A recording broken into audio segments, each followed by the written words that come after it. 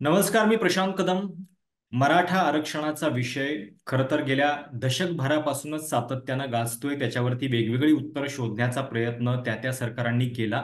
पण तरी सुद्धा हा वणवा जो आहे तो काही शांत होताना दिसलेला नव्हता. आणि अगदी काही दिवसांपूर्वी मनोज जरांगे पाटील यांचं जे उपोषण आंदोलन चालू होतं, त्या उपोषण आंदोलनामध्ये मुख्यमंत्री एकनाथ शिंदे आले. सरकारनं काही मागण्या पूर्ण केल्या आणि आता असं म्हटलं जातंय की आरक्षणाच्या लढाईचा विजय झाला. पण खरोखर विजय झालेला आहे का? आणि या आरक्षणातून नेमकं काय मिळणार आहे हे अजूनही स्पष्ट नाहीये.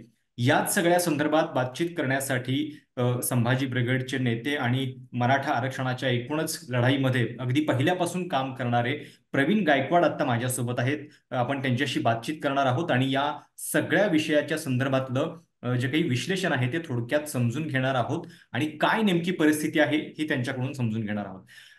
प्रवीण दादा, नमस्कार. सगळ्यात पहिल्यांदा नमस्कार जय जिजाऊ. ज्या दिवशी वाशीच्या एपीएमसी मार्केटमध्ये अ, मुख्यमंत्री आले आणि एकत्रितपणे मागण्या मान्य झाल्या, त्याच्यानंतर असं म्हटलं गेलं की मुख्यमंत्री एकनाथ शिंदेंनी मराठ्यांना आरक्षण देण्यासाठी छत्रपती शिवरायांच्या साक्षीनं जी शपथ घेतलेली होती ती त्यांनी पूर्ण केली असं म्हणत गुलाल उधळला गेला. तुम्हाला काय वाटतंय? छत्रपतींच्या साक्षीनं घेतलेली शपथ त्यांनी पूर्ण केली का? मराठ्यांना आरक्षण दिलं का? सगळ्यात महत्वाची गोष्ट मला ही दिसते की आरक्षणाचा लढा हा 40 वर्षाचा आहे. म्हणजे अण्णासाहेब पाटलांनी सुरू केलेला आर्थिक निकषाच्या आरक्षणाचा ते 2024 पर्यंत जवळपास 40 वर्ष झाले. पैकी 20 वर्ष आपण जर मागे गेलो तर खत्रिय आयोगाकडं सातत्याने मराठा सेवा संघ, मराठा महासंघ, संभाजी ब्रिगेड यांनी मागणी केली होती की मंडल कमिशन लागू झालेलं आहे आणि 83वी जात कुणबीमध्ये मराठा कुणबी आणि कुणबी मराठा यांचा समावेश करण्यात आला. आणि तो जो निर्णय झाला तो 1 जून 2004 शिंदे मुख्यमंत्री होते आणि त्यांनी त्याची अधिसूचना काढली. तिथपासून आजपर्यंत 20 वर्षामध्ये जी गोष्ट झालीच नाही, म्हणजे त्यावेळेस पासून आम्ही सातत्याने प्रयत्न करत आलोय की कुणबी ही 83वी जातमध्ये पोटजात म्हणून मराठा कुणबी, कुणबी मराठा आणि लेवा पाटील असा समावेश झाला. ज्या वेळेस आपण मराठा कुणबी, कुणबी मराठा म्हणतो त्याचा अर्थ असा होतो की मराठा आणि कुणबी एकच जात आहे. बर. असं जर असेल तर आपण दुरुस्ती करावी, 83वी जात कुणबीमध्ये मराठा एवढा शब्द घालावा आणि लेवा पाटील. तर मराठा कुणबी, कुणबी मराठाची समस्या काय होती तर आपण सक्षम अधिकारी जे ज्यांच्या जात पाडताळणीचे किंवा प्रांत अधिकारी यांच्याकडे सुरुवातीचे पहिली 4-5 वर्ष हा संघर्ष व्हायचा की कुणबी ही स्वतंत्र जात आहे आणि मराठा ही स्वतंत्र जात आहे, एकत्रित दोन्ही जातीचं सर्टिफिकेट देता येत नव्हतं. तर ह्या समस्येवर मात करत करत शेवटी आम्ही इथपर्यंत आलो. गेली 20 वर्ष हा संघर्ष चालू आहे. दरम्यानच्या काळामध्ये या मागणीने वळण घेतलं. पृथ्वीराज बाबा चव्हाण ज्यावेळेस मुख्यमंत्री होते त्यावेळेस आम्ही मुंबईमध्ये 4 एप्रिलला एक मोठा मोर्चा काढला होता 1 लाख लोकांचा.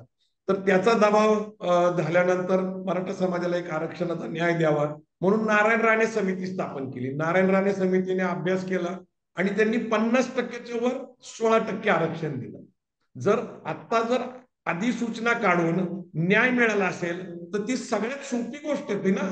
मग आत्ताच जी काही केली जाते ती 14 पूर्वी का केली गेली नाही? नंतर परत देवेंद्र फडणवीस सरकार आलं, त्यांनी न्यायमूर्ती मारुती गायकवाड यांचा मागासवर्गीय आयोग स्थापन केला ओबीसीचा. बरोबर. आणि त्यांनी पण एक सर्वेक्षण केलं 1063 पानाचं. त्यांनी सिद्ध केलं की मराठा समाज मागासलेला आहे, मराठा कुणबी एकच आहे. असं असताना सुद्धा देवेंद्र फडणवीस यांनी 50%च्या वर 16% आरक्षण दिलं. जे नारायण राणे समितीने दिलं होतं ते ईएसबीसी होतं. नंतर दुरुस्ती केली एसईबीसी. एसईबीसी म्हणजे काय? Socially educationally backward class. आणि ओबीसी म्हणजे काय? Socially educationally backward class. आणि म्हणजे याचा अर्थ आहे की मराठा समाजाचा मागासलेपणा सिद्ध झाला होता.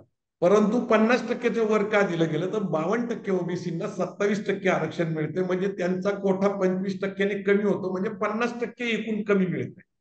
त्यामुळं 32% मराठा समाजाला जर आपण ओबीसी मध्ये टाकलं तर इथली समाजामधली जी अवस्था आहे ती बिघडल. आणि म्हणून त्यावेळेस दोन वेळा बरोबर. ईएसबीसीच्या वेळेस आणि आता एसीबीसीच्या वेळेस आपल्याला लक्षात आलं की आपली फसवणूक होती आणि निवडणुकीच्या पार्श्वभूमीवर आता सुद्धा निवडणुका समोर आलेल्या आहेत 4 महिन्यावर. आणि बरोबर. अशा स्थितीमध्ये एक अधिसूचना येते, त्याच्यात काय सांगितलं झालं की वडिलांची जी पॅरेंटल स्ट्रीम आहे, म्हणजे आपण पंजोबा, नाही आजोबा, नाही, त्या त्या वडील त्या यांच्याशी सगळे नाते सोयऱ्याच्या असतात. व्याख्येकडे मी येतो, कारण तो एक खूप वेगळा क्लिष्ट मुद्दा आहे की ज्याच्याबद्दल खरं तर नीट चर्चाच झालेली नाहीये. पण आता तुम्ही जो उल्लेख केला की 2 वेळा स्वतंत्र प्रवर्ग निर्माण करून 2 वेगवेगळ्या सरकारांनी अगदी निवडणुकीच्या वर्षामध्ये मराठा समाजाला आरक्षण देण्याचा प्रयत्न केला, नंतर तो कोर्टामध्ये टिकला नाही.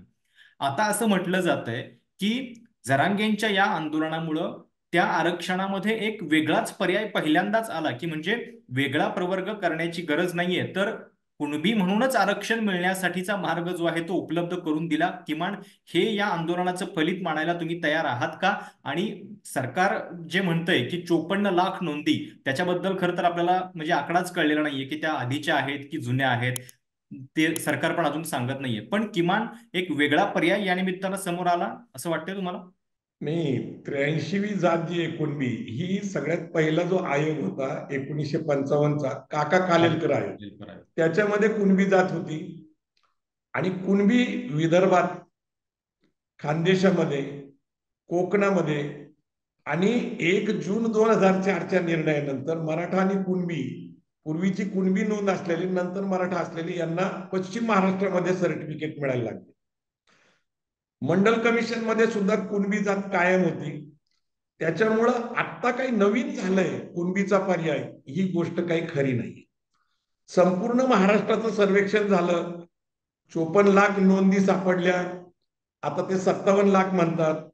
तर माझी खात्री आहे की विदर्भामध्ये 90% कुणबी आहे, खानदेशामध्ये 80% कुणबी आहे आणि कोकणामध्ये कुणबी एक स्वतंत्र जात आहे जी मराठा समाजाशी नातेसंबंध, रोटी बेटी व्यवहार करत नाही, ते कुणबी आहे. तर एवढ्या मोठ्या प्रदेशाचा विचार केला आणि पश्चिम महाराष्ट्रात 20 वर्षामध्ये निघालेले कुणबी सर्टिफिकेट, तर 54 लाख काही विशेष आकडा नाहीये. ज्या मराठवाड्यासाठी हे आंदोलन सुरू झालं होतं त्या मराठवाड्यामध्ये कुणबी सर्टिफिकेट मिळत नव्हतं. त्याचे युक्तिवाद मी ऐकत आलेलो आहे की 1960 पूर्वी ते निजाम स्टेटमध्ये होतं, म्हणजे हैदराबाद स्टेट होतं, आणि तिकडं मराठा समाजाच्या नोंदी ह्या कुणबी होत्या. आणि म्हणून एक मराठवाड्यापुरतं एक आंदोलन सुरू झालं आणि असं वाटत होतं की किशोर चव्हाण जे छावा संघटनेचे, ते प्रयत्न करत होते त्याच्यासाठी की बाबा मराठा समाजातल्या लोकांना मराठवाड्यात न्याय मिळावा. परंतु मला काही गोष्टी नेमक्या समजत नाही, मला स्वतःलाच समजत नाहीये की हे, की ते जे म्हणतात की 1960 पूर्वी तिथं आरक्षण मिळत होतं निजाम स्टेटमध्ये, किंवा पूर्वीच्या नोंदी कुणबी होत्या आता त्या मराठा झाल्यात, आणि त्याचं कारण ते सांगतात की संयुक्त महाराष्ट्र झाला 1 मे 1960, आणि संयुक्त महाराष्ट्र झाल्यानंतर आम्ही महाराष्ट्रात आलो आणि आमचा अन्याय झाला. मला नेमकं समजून घ्यायचंय की नेमकं आरक्षण कधी सुरू झालं. तर 1990ला व्हीपी सिंग सरकारने मंडल कमिशन ओबीसीचं लागू केलं. 1992ला इंदिरा साहनी विरुद्ध भारत सरकारचा निर्णय आला आणि लागू करण्यास मान्यता मिळाली 27% आरक्षण ओबीसीसाठी. आणि महाराष्ट्रामध्ये 23 मार्च 1994ला ओबीसीचं आरक्षण लागू झालं. म्हणजे ओबीसीचं आरक्षणच 90 नंतर आलं. नाही, पण तर महाराष्ट्रात त्याच्या निजाम आधी स्टेटमध्ये मराठा कुणबीला आरक्षण होतं, हे मला 19 नेमकं काही समजत नाही. पण 1967 पासून महाराष्ट्रामध्ये ओबीसी आरक्षणाची सुरुवात झालेली होती. 1967ला तर त्याच्यामध्येच त्या पहिल्यांदा तुम्ही ज्या जाती म्हणताय की 83 नंबरला कुणबी वगैरे, तर ते तेव्हापासूनच सुरुवात झालेली होती 1967 पासून नाही, महाराष्ट्रात. 1955चा जो कालेलकर आयोग आहे हम्म. त्याच्यावर अभ्यास करण्यासाठी बी.डी. देशमुख समिती नेमली गेली, बरोबर. आणि त्या समितीने 10% ओबीसी आणि 4% 4%. व्हीजेएनटी यांच्यासाठी आरक्षण लागू केलं 67 नंतर महाराष्ट्रामध्ये. पण बरोबर. 1960 पूर्वी ओबीसीचं आरक्षण होतं निजाम स्टेटमध्ये, याच्याबद्दल मला माहिती नाहीये. नेमकं आता त्याच्यावर अभ्यास आणि संशोधनाची गरज आहे. बर. पण दादा, 54 लाख आकडा सांगितला जातोय की इतक्या नोंदी सापडलेल्या आहेत, त्याच्याबद्दल तुम्हाला नेमकं काय वाटतंय? या 54 लाख नाही नाही, त्या नोंदी ज्या आहेत. पूर्वीच्याच आहेत. नाही, त्या नोंदी पूर्वीच्याच आहे. मी जे आपल्याला सांगतोय की विदर्भामध्ये 90% कुणबी, 80% खानदेशामध्ये, कोकणामध्ये आणि नंतर पश्चिम महाराष्ट्रामध्ये. म्हणजे मला आश्चर्य वाटत नाही, जर 3 कोटी मराठा असतील त्यातले 54 लाख सापडले असतील तर त्यात मला काय आश्चर्य वाटत नाही. त्या नोंदी तुम्हाला आहेत. हा आकडा जुना नोंदी वाटतोय, म्हणजे ह्या नव्या नाही आहेत? नाही नाही, जुन्याच आहे, जुनाच आहे. आणि दुसरी महत्वाची गोष्ट आहे, नोंदणी सापडली म्हणजे व्हॅलिडिटी सर्टिफिकेट मिळालं असं नाहीये. बरोबर. तर त्याचं त्याचं जी प्रक्रिया आहे ती वंशावळ पहिल्यांदा जुळवावं लागते. एक तर ती नोंद जी आहे ती अपर पंजोबा पंजोबाची वगैरे आहे, म्हणजे हम्म. ब्रिटिश काळातली आहे. ती आहे मोडी लिपीतली. मोडी हम्म. लिपीतली ती नोंद शोधून काढणे, त्याच्यानंतर त्याच्याशी नातेसंबंध करण्यासाठी वंशावळ लागती. आणि 4 नातेवाईक तुम्हाला जवळचे हे कुणबी असावा लागतात, मगच ते तुम्हाला लाभ मिळतो. म्हणजे बरोबर. आता जी अधिसूचना मिळालेली आहे त्या अधिसूचनेमध्ये त्यांनी काय सांगितलेलं आहे, सहजाती. सहजाती म्हणजे एकाच जातीच्या. आणि अगदी अख्ख्या अधिसूचनेमध्ये मराठा शब्दच नाहीये. बर. आणि सरसकट मराठा आणि सोयरे धायरे, म्हणजे सोयरे सगळे धायरे सोयरे. या अर्थाने ते प्रयत्न करतात की कुणबी आणि त्याचा पाहुणा जर मराठा असेल हम्म. तर त्यांचं एकत्रित धरून त्यांना आरक्षण मिळावं. मला थोडासा संशय दिसतो याच्यामध्ये, कारण मराठा ही जात सुप्रीम कोर्टाने मागासलेली आहे हे मानण्यास नाकार दिला. आणि त्याचा आधार त्यांनी केंद्रीय स्तरीय जो पहिला आयोग होता त्याचाच घेतला, 1955चा काका कालेलकर आयोग, 1980चा बीपी मंडल कमिशन, ज्याच्यामध्ये मराठा समाजाचा समावेश ओबीसी यादीमध्ये नव्हता. तो खुल्या वर्गातला पुढारलेला वर्ग आहे मराठा असं मानण्यात येतं. तर मराठा जर पुढारलेली जात असेल आणि कुणबी जर ओबीसी मध्ये मागासलेली जात असेल तर त्यांचं दोघांचं एकत्रित सोयऱ्या धोयऱ्याच्या नावाखाली आरक्षण देता येणार नाही. हे कायदेशीर दृष्ट्या शक्य नाहीये. आता तुम्हालाही त्या आकड्याबद्दल डाऊट वाटतोय की 54 लाख नोंदी ज्या आहेत त्या जुन्याच असतील, म्हणून सरकारकडून सुद्धा अधिकृत स्पष्टीकरण अद्यापही आलेलं नाहीये की या नोंदी नंतरच्या आहेत म्हणून. कारण 37 लाख प्रमाणपत्र आम्ही वाटली, हा सुद्धा एक दावा त्याच्यातला आहे. आणि शिंदे समितीची स्थापना तर अगदी सप्टेंबर महिन्यातली आहे. इतक्या कमी काळामध्ये इतकी मोठी प्रमाणपत्र वाटली जातील याच्याबद्दल सुद्धा एकूण साशंकता आहे. मग ओबीसी आरक्षणाला धक्का लागलेला आहे की नाही? कारण छगन भुजबळ सुद्धा तिकडे दुसऱ्या बाजूने ओरडतायत. ते म्हणतायत की या अधिसूचनेला रद्द केलं पाहिजे, आम्ही कोर्टात जाऊ वगैरे वगैरे. म्हणजे हे नेमकं चाललंय काय? म्हणजे एका बाजूनं हे दाखवलं जातंय की इतक्या नोंदी आल्या, दुसऱ्या बाजूला ओबीसी नेते सुद्धा लगेचच त्याच्याबद्दल आकांड तांडव करताना दिसत आहेत. नेमकं काय वाटतंय? नाही नाही, सुरुवातीला ज्या वेळेस अशा नोंदी सिद्ध झाल्या त्यावेळेसच हम्म. राष्ट्रीय ओबीसी संघटनेचे अध्यक्ष बबनराव तायवडे, ज्यांची देशभरामध्ये ओबीसी संघटना आहे, ते नागपूरचे आहेत. हम्म. ते कुणबी आहेत. आणि त्यांनी सांगितलं की ह्या नोंदणी अधिकृत आहेत हम्म. आणि त्यांचा त्याला काही विरोध नाहीये. आणि छगन भुजबळ जे आहे ते सुरुवातीला त्यांनी त्याला मान्यता दिली, कारण त्यांचं असं म्हणणं आहे की जे कुणबी आहेत त्यांच्यावर अन्याय होऊ नये, त्याचं स्वागतच केलं. पण जे सोयरे धायरे जे प्रकरण येत आहे, म्हणजे 3 कोटी मराठा आणि कुणबी किंवा 32% मराठा हा ओबीसीच्या आतमध्ये ज्यावेळेस प्रवेश करायचा प्रयत्न करतोय, तर महाराष्ट्रात ती स्पेस 19%च आहे. आणि म्हणून या ज्या नवीन अधिसूचना आलेली, खरं तर त्या अधिसूचनेमध्ये काहीच अर्थ नाहीये. परंतु तरीही ओबीसी नेते सगळे संघटित झालेत. छगन भुजबळ असतील, प्रकाश शेंडगे असतील किंवा अन्य लक्ष्मण गायकवाड असतील, आणि ते या अधिसूचनेला विरोध करतायत. मोठ्या प्रमाणामध्ये त्यांची मीटिंग सुद्धा झालेली आहे. मला नेमकं कळत नाहीये की त्यांच्याकडे कुणी कायदेशीर तज्ज्ञ आहे का नाही. कारण यातनं खरंच जर लाभ मिळत असेल तर त्यांनी जरूर विरोध करावा. परंतु ज्या ताकदीने ते विरोध करतायत, ज्या प्रकारची ते भाषणं करतायत, ज्या प्रकारच्या सभा ओबीसीच्या होत आहेत, ज्या ताकदीने मराठा समाजाच्या सभा होत आहेत, तेवढ्याच ताकदीने ओबीसीच्या समाजाच्या सभा होत आहेत. तर सामाजिक न्यायासाठी आलेलं आरक्षण आता राजकीय मुद्दा झालाय, अशी स्थिती सध्या महाराष्ट्रात आहे. पण मग अंतरवाली सराटी ते मुंबई आरक्षणासाठी पायी दिंडी निघालेली होती आणि इतक्या मोठ्या संख्येनं समाज सुद्धा म्हणजे काहीतरी आपल्याला मिळेल म्हणून जरांगे पाटलांच्या पाठीमागे निघालेला होता. मग ज्या पद्धतीनं हे आंदोलन मागे घेतलं गेलं आणि त्याच्यानंतर अगदी विजयाचा गुलाल उधळला गेला, तिथं असं सांगितलं गेलं की आपण आरक्षणाची लढाई जिंकली. तर हे काय मग नेमकं तुम्हाला त्याच्याबद्दल काय वाटतंय? जर एक अधिसूचना काढल्याने जर विजय होत असेल आणि ती अधिसूचना काढणं एवढं सोपं असेल, कारण रात्री 1ला ते बसले, 2.5-3 तासामध्ये ती अधिसूचना फायनल केली गेली आणि ती दुसऱ्या दिवशी नवी मुंबईमध्ये 27 जानेवारीला सुपूर्द करण्यात आली. विजय उत्सव झाला. जर एवढी सोपीच होती तर ज्या वेळेस पहिल्यांदा लाठी हल्ला झाला त्यावेळेसच ती अधिसूचना काढायला पाहिजे होती ना.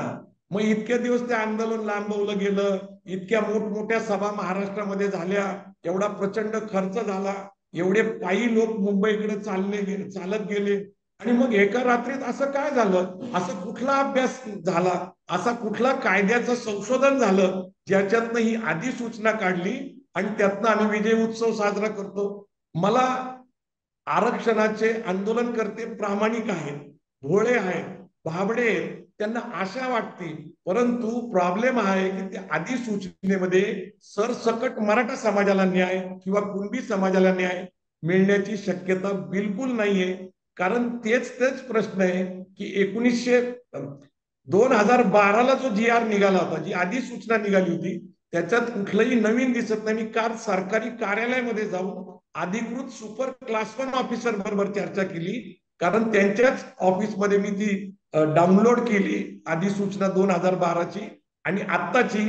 त्याच्यात आत्ताच्या ह्याच्यात काही फरक नाहीये, जैसे ते स्थिती आहे.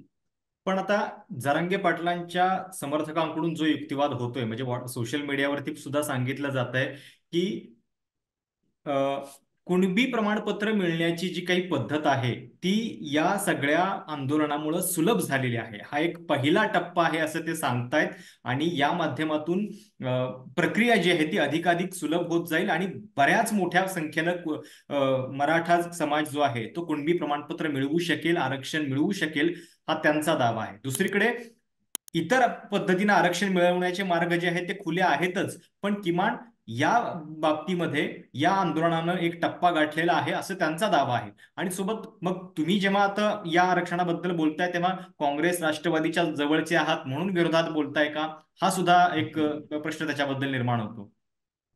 नाही, मुळात काय आहे की 1967 पूर्वीचे पुरावे तुम्ही जर गोळा केले, वंशावळ जुळवली, 4 नातेवाईक दाखवले, तर ते पूर्वीपासून मिळत होते. यश काय मानण्यात येतं की मराठवाड्यात एकही कुणबी सर्टिफिकेट सापडत नव्हतं आणि हम्म. असं सांगण्यात येतं की महाराष्ट्रामध्ये कुणबी होते पण मराठवाड्यात नव्हते. तर मराठवाड्यामध्ये 28 नोंदणी सापडल्या, हे त्याचं यश आहे. सुलभ झालं का? तर सुलभ झालेलं नाहीये. आता शिंदे समितीच्या माध्यमातून सरकारचा दबाव होता म्हणून ती जुनी कागदपत्र शोधली गेली, सापडली, त्यातनं काही मोडी लिपीतल्या नोंदी काढल्या गेल्या, हे यश आहेच, निश्चितच आहे. परंतु तुम्हाला माहिती आहे का की व्हॅलिडिटी सर्टिफिकेट मिळायचा खर्च किती आहे? एक व्हॅलिडिटी कुणबी सर्टिफिकेट मिळवायला 5,000 पासून 50,000 रुपयापर्यंत खर्च केला जातो. हम्म. हम्म. हा प्रचंड खर्च आहे, हा काही साधा सोपा खर्च नाहीये. आणि यश आपण मानू शकतो ते की बाबा कुणबी कुणबी वगैरे झालेलं आहे. परंतु जी अपेक्षा होती की बाबा सरसकट कुणबी, मी त्याचा अभ्यासक आहे, मी मराठी शूद्र नावाचं पुस्तक लिहिलेलं आहे हम्म. आणि त्याच्यामध्ये मराठा समाजाचा मागासलेपणा सिद्ध करण्यासाठी धर्माचा आधार घेतलेला आहे. कारण वर्ण व्यवस्थेमध्ये कलियुगामध्ये 2च वर्ण आहे, जे की पूर्वी 4 होते, ब्राह्मण, क्षत्रिय, वैश्य आणि शूद्र. पण कलियुगामध्ये परशुरामाने पृथ्वी निक्षत्रिय केली, म्हणजे सगळे क्षत्रिय संपवले आणि वैश्य ब्राह्मण धर्मामध्ये विलीन झाल्यामुळे 2च वर्ण राहिले, ब्राह्मण आणि शूद्र. ब्राह्मण अधिकार संपन्न आणि शूद्र अधिकार वंचित, म्हणून शिवाजी महाराजांचा राज्याभिषेक नाकारला, तुकाराम महाराजांची गाथा बुडवली, शाहू महाराजांचं वेदउक्त प्रकरण, सयाजीराव गायकवाडांचं वेदउक्त प्रकरण, प्रतापसिंग महाराजांना शिक्षण नाकारलं. तर हे शूद्र असल्यामुळे सगळ्या गोष्टी आहेत. दुसरी महत्वाची गोष्ट की त्याच पुस्तकाच्या शेवटला परिशिष्टामध्ये मी मराठा कुणबी एक असल्याचे अनेक पुरावे दिलेले आहेत, अनेक. म्हणजे हम्म. 1881 ते 1931 पर्यंत ज्या जनगणना झाल्या त्याच्यामध्ये Shivaji was a Kunbi and rajas of Gwalior and Baroda are said to be of the same race, एकच जातीचे. कुणबी आणि मराठा एकच आहे असं त्याच्यात नमूद करण्यात आलेले. भारतीय विवाह संस्था नावाचं पुस्तक आहे, ते विका राजवडेंनी लिहिलंय त्यांनी, आणि इरावती कर्वे यांनी भारतीय विवाह संस्थेबद्दल जे काही लिखाण केले ते म्हणतात की जात त्यांची एक असते ज्यांच्यात सहज विवाह होतात. तर बर. मराठा कुणबी सहज विवाह होतात. म्हणजे ह्यात काही नवीन काहीच नाहीये, बरोबर. नाही, जे मग म्हणूनच पूर्वीपासून की उपलब्ध आहे. मराठा आणि कुणबी जर एकच आहेत, तर जेव्हा जेव्हा मराठ्यांना आरक्षण द्यायचा विषय येतो तेव्हा सगळेच असं म्हणतात की आरक्षण द्यायला आमची हरकत नाहीये, फक्त ओबीसीच्या आरक्षणाला धक्का लागला नाही पाहिजे. आणि कोर्टामध्ये काय प्रॉब्लेम होतो की मराठा समाज मग मागास सिद्ध करण्यामध्ये अडचणी आहेत. आतापर्यंत 3 राष्ट्रीय आणि 3 राज्य आयोगांनी तशा पद्धतीचे अहवाल दिलेले आहेत. मग त्यामुळंच हाच मार्ग आता उरलेला आहे का की मराठ्यांनीच कुणबी प्रमाणपत्र मिळवायचे आणि त्या माध्यमातून जितकं आरक्षण शक्य होईल तितकं पदरात पाडून घ्यायचं, हाच एकमेव पर्याय उरला आहे असं तुम्हाला वाटतं का? नाही, मूळ विषय काय आहे, की ही मागणी जी आम्ही करत आलो ती जवळपास 20 वर्ष सातत्याने होती. नाही असं नाही, आजपर्यंत म्हणजे 20 म्हणजे आतापर्यंत. परंतु 2019ला केंद्र सरकारने ईडब्ल्यूएस इकॉनॉमिकल वीकर सेक्शन याच्यासाठी लोकसभा राज्यसभेमध्ये 2/3 बहुमताने कायदा बनवला, घटनेत दुरुस्ती केली 103वी, राष्ट्रपतींनी त्याला मान्यता दिली, सही केली आणि तो कायदा तयार झाला. पण त्याला सुद्धा सुप्रीम कोर्टात चॅलेंज झालं आणि 2022ला 3 विरुद्ध 2 न्यायालयामध्ये तो पारित झाला, मान्य झाला आणि ईडब्ल्यूएस लागू झालं. 10% ईडब्ल्यूएस आरक्षण हे मराठा समाजाला मिळतं.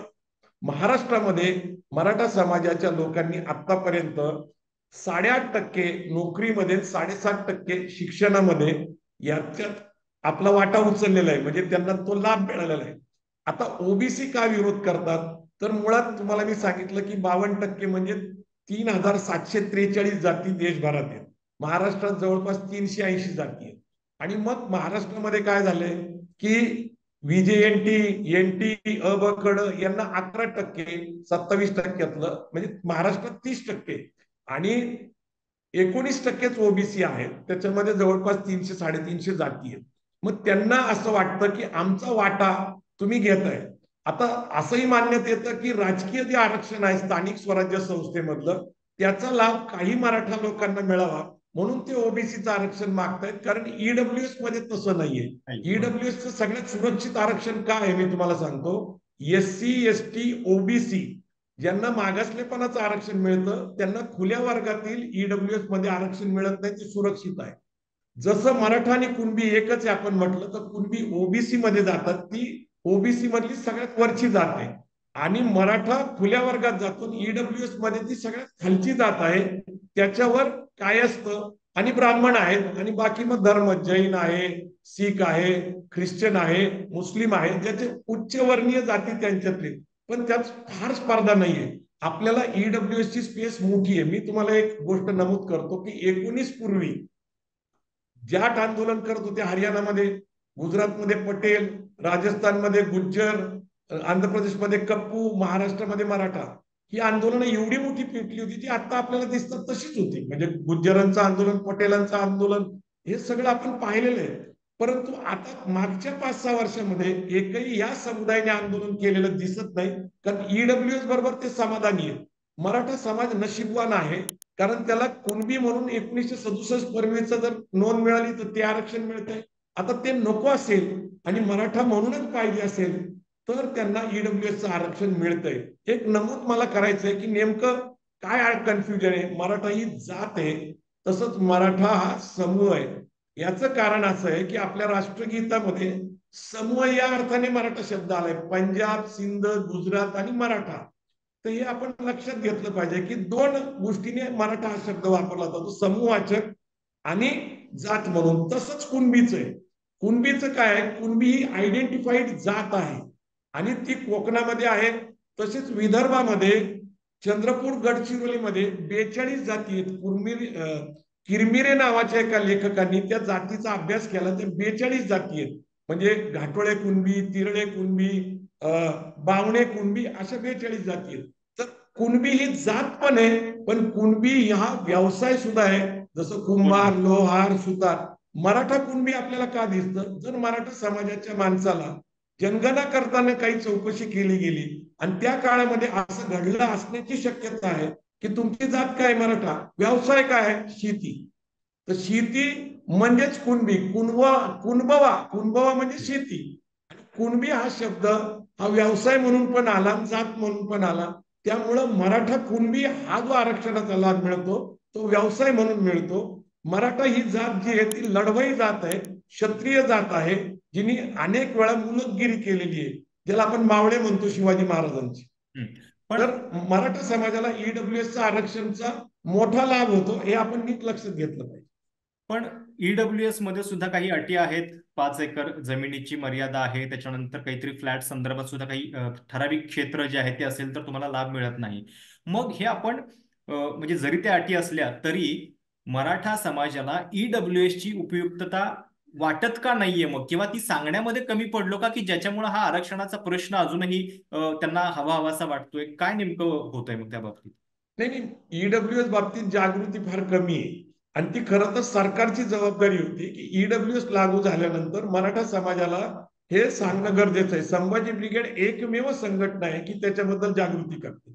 आपण जे सांगताय की 5 एकर जमीन म्हणजे 2 हेक्टर क्षेत्र, त्याच्यापेक्षा कमी, त्याच्यानंतर घराचं साईज, हे सगळे नियम तुम्हाला ओबीसीना पण दिसतात. ओबीसीचं सुद्धा जे काही क्रायटेरिया आहे तो सोपा नाहीये. समजून घ्यायचं असेल तर 8 लाखाची क्रिमिलियर हे बरोबर. ओबीसीला पण आहे आणि ईडब्ल्यूएस ला ईडब्ल्यूएस. पण आहे. याच्यात प्रामाणिकता हीच आहे की गरीबातल्या गरीब माणसाला न्याय मिळावा. 8 लाखाच्या मर्यादेमुळं ओबीसीतले सुद्धा जे क्रिमिलियर आहेत, श्रीमंत वर्गातले लोक आहेत, ते बाजूला जातात. तसंच ईडब्ल्यूएस मधले श्रीमंत वर्गातले लोक आणि खरे गरजवंत जे आहेत त्यांना न्याय मिळतो. आपल्याला नेमकं काय पाहिजे? गरीब दुर्बल घटकाला न्याय मिळावा असं वाटतं का? कारण पूर्ण आरक्षणाने सगळ्यांचं समाधान होऊ शकत नाही. आरक्षण काय आहे? प्रतिनिधित्व, रिप्रेझेंटेशन. म्हणजे काही लोकांना संधी मिळेल, बरोबर. त्यातनं समाजाला प्रेरणा मिळेल आणि बाकी जो समुदाय आहे तो त्यातनं घडल, ही आरक्षणाची अपेक्षा आहे. सगळ्यांनाच आरक्षणाचा लाभ मिळेल असं मानणं फार चुकीचं आहे. एक थोडक्यात मला तुमच्याकडनं अनालिसिस हवंय, की आता जी नोटिफिकेशन काढलेली आहे आणि त्याच्यातनं असं म्हटलं हा. जाते की आता प्रमाणपत्र मिळणार आहेत, तर किती टक्के समाजाला त्याचा लाभ होईल? तुमचं आकलन काय सांगते, तुमचा अभ्यास याच्याबद्दल टक्केवारीच्या भाषेत जर आपण बोलायला गेलो तर? नाही, माझ्या समोर पहिला प्रश्न काय आहे की कुणबी नोंद सापडल्यानंतरची प्रक्रिया जी आहे ती करावी लागेल, व्हॅलिडिटी सर्टिफिकेट. आता व्हॅलिडिटी सर्टिफिकेट काढल्यानंतर त्या कुटुंबाच्या आतमध्ये त्यावेळेस व्हॅलिडिटी सर्टिफिकेट काढल्यानंतर लाभ घेण्यासाठी पहिली गोष्ट शिक्षणात मुलं त्या वयाची त्या संधीची पाहिजे, त्यांच्या घरात ती संधी घेणारी मुलं पाहिजे. आणि दुसरं, सरकारी नोकरीमध्ये त्याचा लाभ होईल ओबीसी मधनं. परंतु प्रश्न असा आहे की शिक्षणामध्ये लाभ होईल का? तो होऊ शकतो. पण नोकरीची नेमकी समस्या काय की सरकार सध्या कुठल्याही पद्धतीने नवीन नोकर भरती करत नाहीये. हम्म. भारतात फक्त 3.7%, 3.7% सरकारी नोकऱ्या आहेत. म्हणजे ज्याला आपण पगार म्हणतो किंवा अनुदान म्हणतो, म्हणजे राष्ट्रपतीच्या मुख्य सचिवापासून ते अंगणवाडीच्या शिक्षिकेपर्यंत आपण अभ्यास केला तर 5-5.5 लाख लोकांनाच, फक्त 5-5.5 कोटी लोकांना तो लाभ मिळतो. आपण 142 कोटी लोकसंख्येचा देश आहे. हम्म. आणि सरकारचा दुसरा प्रॉब्लेम असा आहे की आपण 90ला मंडल कमिशन लागू केलं, लाभ 92 नंतर सुरू झाले, परंतु 91ला जागतिकीकरण, खाजगीकरण, उदारीकरण स्वीकारलं. आपण बघू शकता आता की रेल्वे स्टेशन सगळे अदानीला चालवायला दिलेत. एअरपोर्टचे सगळे एअरपोर्टचे जे आहेत ते सगळे अदानीला चालवायला दिले. कोल माइन्स, म्हणजे हळूहळू बरोबर. सरकार मिनिमम गव्हर्नन्स कडे चाललेलं आहे. म्हणजे बरोबर. सरकारकडे नेमक्या नोकऱ्या किती नोकऱ्या उपलब्ध उरल्या. होणार आहे, बरं. ही एक साशंकता आहे. परंतु मला असं वाटतं की आरक्षणाची लढाई आम्ही 40 वर्ष चालवली. आता आरक्षणाकडून आपण अर्थकारणाकडे जायला पाहिजे. अर्थकारण कमकुवत झालेलं आहे. बरं. आणि म्हणून मला त्याच्यातनं नमूद फक्त एकच करायचंय की मराठा समाजाच्या मानसिकतेत बदल केला पाहिजे. म्हणून डॉक्टर आ साळुंखेंनी एक तुकाराम महाराजांचा कोट मला सांगितला होता, तो खूप इंटरेस्टिंग आहे. एकतर माझी परिस्थिती काय आहे? माझी परिस्थिती अशी आहे की बुडते हे जन देखविये ना डोळा, म्हणून होतो कळवळा. मला कळवळा याचाच आहे की समाज बुडत चाललेला आहे, गरिबीत चाललेला आहे. आणि दुसरी महत्वाची गोष्ट काय?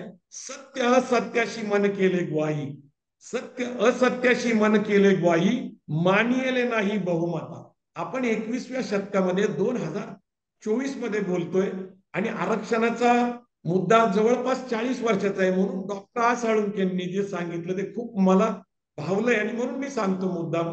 ते असं आहे की पोपट जो पिंजऱ्यात ठेवलेला असतो, तो ठेवल्यानंतर वर्षानुवर्ष तो त्या पिंजऱ्यात राहत असल्यामुळं त्यांनी एका नळीला धरून बसलेला असतो असा. आणि तो नळीला इतकं घट्ट धरून बसतो की त्याला वाटतं मी जर नळी सोडली तर पडल.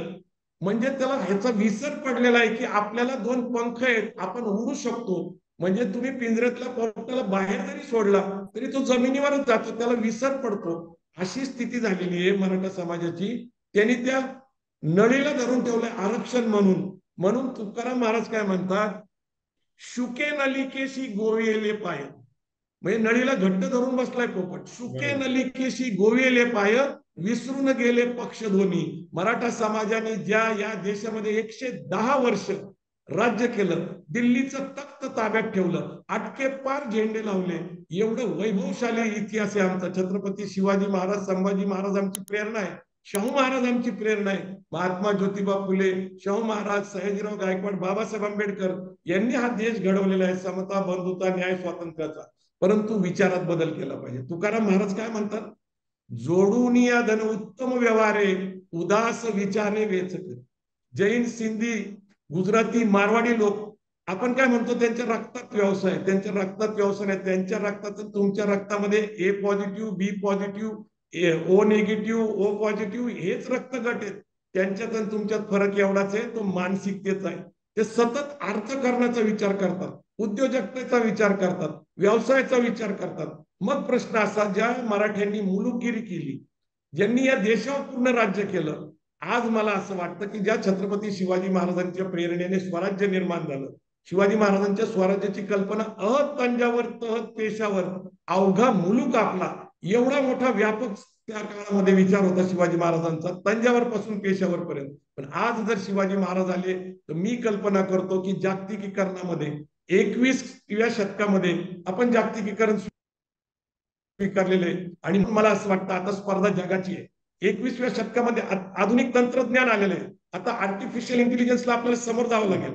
आणि मला असं वाटतं की आता आपण अहद ऑस्ट्रेलिया, तहत कॅनडा, अवघा मुलूक आपला, म्हणजे परदेशात शिक्षण, नोकरी, उद्योग त्या स्पर्धेत उतरलं पाहिजे आणि आपल्या मुलांना मेरिटची स्पर्धा करायला शिकवलं पाहिजे. बरोबर आहे, गरिबी आहे, पण गरिबीवर उपाय आहेत. मला मी सांगतो, मला एक छोटस एकच मिनिट अजून पाहिजे. कारण असं आहे की नेमकी समस्या काय आहे, तर महागलेलं शिक्षण.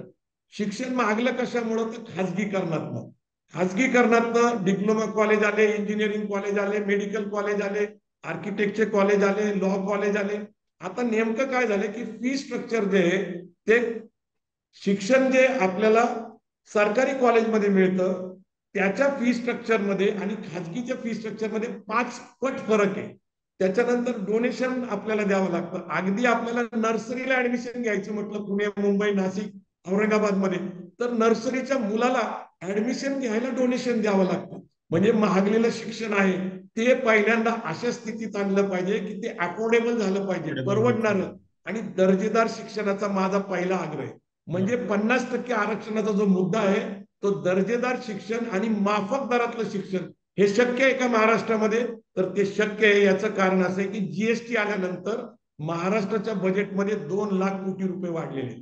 जे शाहू महाराज आपल्या करवीर संस्थांमध्ये 23% बजेटचे शिक्षणावर खर्च करत होते, आज महाराष्ट्र सरकार फक्त 2.5-3% करते. बरोबर. नाही म्हणजे म्हणजे मराठा समाज, शिक्षणाचा दर्जा वाढवला पाहिजे आणि शिक्षण माफक दरात केलं तर मला तर असं हे वाटतं प्रश्न जे आहेत ते 50% कमी होतील. आरक्षणाचा प्रश्न मराठा समाज नाही, बरोबर. सगळ्यांसाठी सुटतो. बरोबर. आणि ते नाही, शक्य आहे, आरक्षणाच्या त्याला कायदा पाठीमागे बिदा लागेल. लागलेल्या मराठा समाजाची स्थिती किंवा त्याचं वर्णन तुम्ही अत्यंत नेमक्या शब्दामध्ये केलेलं आहे. आता एक शेवटचाच मिनिट आपल्या हातामध्ये आहे. मला फक्त जाता जाता हे विचारायचं आहे की या सगळ्या पाठीमागं तुम्हाला राजकीय, आता कारण आता निवडणुका अगदी 2-3 महिन्यावरती आहेत, राजकीय विश्लेषण तुम्हाला काय वाटतं, हे कुणाला फायदा करून देणार आहे, काय नेमकं याच्यातनं दिसतंय तुम्हाला? हे महाराष्ट्राचं राजकारण सध्या प्रचंड गडबड झालेलं आहे. शिवसेना 2 गट पडलेले आहेत, अर्थातच ते कुणी फोडले तुम्हाला माहिती आहे. राष्ट्रवादी 2 गट पडलेत, तेही तुम्हाला माहिती आहे. महाराष्ट्राची राजकीय स्थिती अशी आहे की शिवसेना सत्तेत पण आहे, विरोधात पण आहे. राष्ट्रवादी सत्तेत पण आहे आणि विरोधात पण आहे. आणि हे उघड उघड आहे की भाजपच्या देवेंद्र फडणवीस यांनी ते केलेले आहे. कारण आदरणीय शरद पवारांनी युतीमधून शिवसेनेला बाजूला करून उद्धव ठाकरेंना मुख्यमंत्री केलं होतं. त्यावेळेस हे ठरलं होतं की हे 2 पक्ष स्थानिक फोडले पाहिजे. म्हणजे काय, मराठी अस्मिता असलेली शिवसेना आणि मराठा असलेला राष्ट्रवादी पक्ष. आता नेमकं काय झालं हे करून सुद्धा सर्वे रिपोर्टमध्ये जी महायुती सत्तेत आहे त्यांना यश मिळताना दिसत नाही. मग त्यांनी हिंदू मुस्लिम दंगलीचे प्रयत्न केले औरंगाबादमध्ये, कोल्हापूरमध्ये, तेही होत नाही.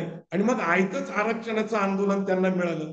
तुम्ही लक्षात घ्या, अध्यादेश परवा 27 जानेवारीला काढला, त्याच्यापेक्षा लाठीचार्ज झाला तेव्हा काढला, कारण अध्यादेश आहे काय हो. तेव्हा? जर ते आंदोलन तिथंच थांबवलं असतं जिथं होतं तिथं, मग 4.5 महिने का चालवलं? तर ओबीसीच्या ज्या मोठ्या सभा होत आहेत त्याच्यामध्ये मराठ्यांच्या विरोधात गरळ ओकली जाते, आरोप केले जातात. मराठा समाजाच्या माध्यमातून ओबीसीवर आरोप केले जातात. आणि यातनं नेमकं काय झालंय की जे शिवसेनेत फुटलेली आहे, जे आता सत्तेत आहेत माननीय मुख्यमंत्री, यांच्यावर जे आरोप केले होते आदित्य ठाकरेंनी आणि उद्धव ठाकरेंनी, ते एक वर्षभर आम्ही ऐकत होतो, 50 खोके एकदम ओके, अजून काही काही काही त्यांनी बोलले, ते आता विरून गेलेले.